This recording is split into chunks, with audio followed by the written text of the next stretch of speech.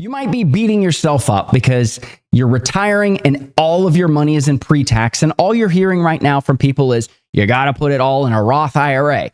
Dustin and I even just recently did a video on this, on putting money into a Roth IRA and how it's beneficial. But don't beat yourself up. Come to find out, it wasn't until 2006 that Roth 401ks even came around. And as of 2021, according to the Plan Sponsor Council of America, only 88% of employers actually had the opportunity to offer a Roth 401k. Now, the Secure Act 2.0 is coming around, and in 2026, employer plans, it looks like, are going to have the Roth 401k option, but that may not have been for you. And so we've got to figure out how to get you through retirement with all these pre-tax dollars. Now, there's going to be some hurdles that come into play. One of them is going to be just having to pay all the stinking taxes on every dollar you have. Every time you make a withdrawal, you're going to have to owe taxes on that money because taxes have never been paid. And then if you have a big expense that comes up through retirement, let's say that you need to purchase a vehicle in year 5 of retirement. Well, then you're going to have an even larger withdrawal that year, which could bump you up into a higher tax bracket, number one. But number two is, does it make sense to do that? Really, is it better to maybe take a loan out on the car and not pay the higher tax?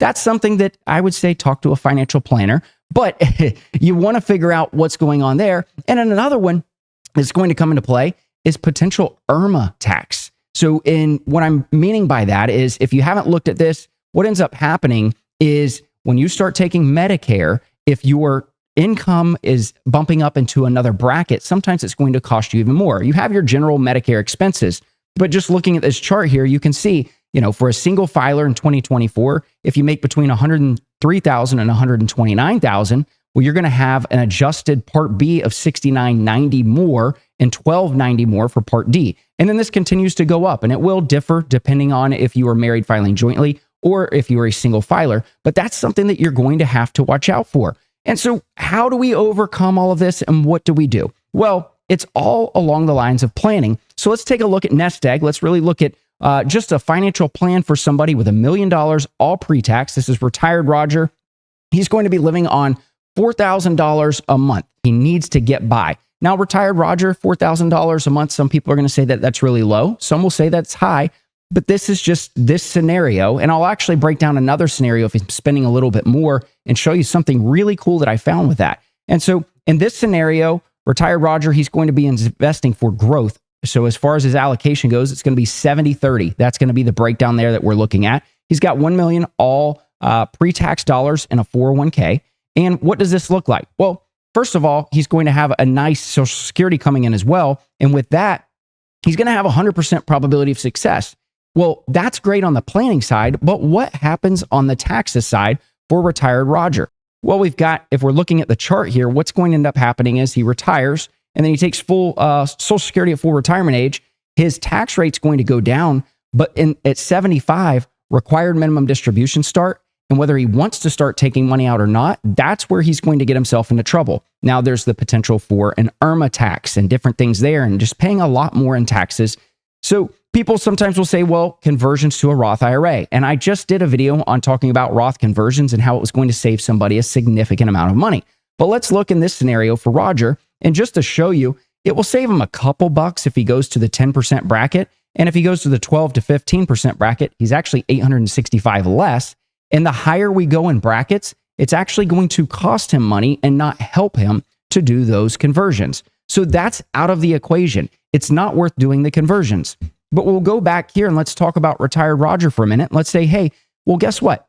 Retired Roger's got 100% probability of success. Now, maybe you have kids and you want to leave your money to the kids and you want to leave as much money as possible. But in this scenario, retired Roger's got 1.7 million tax or adjusted dollars for inflation. So that means that if you're looking at things and you're fast forwarding, there's going to be $1.7 million left to them, as though it's $1.7 million today. It's going to go just as far based on a 2.5% inflation increase into the plan.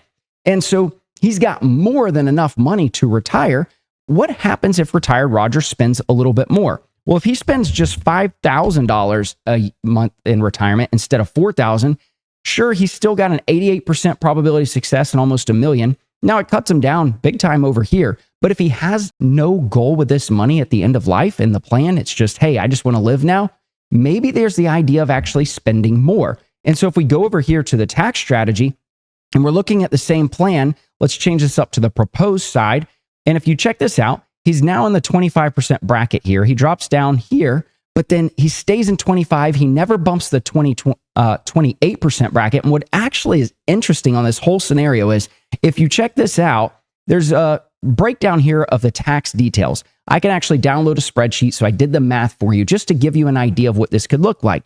And in retired Roger's scenario, if retired Roger pulls $5,000 a month or $4,000 a month, the regular plan that we first started with, total taxes paid will be $621,508. But if he pulls 5,000, he actually spends more money. Sure, he'll have less left at the end of the plan, but he would actually only pay $514,847 in taxes. So it's actually the idea of doing planning here in this scenario for him, not doing the Roth conversions, but potentially encouraging him to spend more. Now, that may or may not be your scenario. And if you're retiring with pre-tax dollars or have some input, I'd love to hear what your thoughts are in the comments. Maybe you can help another viewer on a different scenario than what I'm talking about here.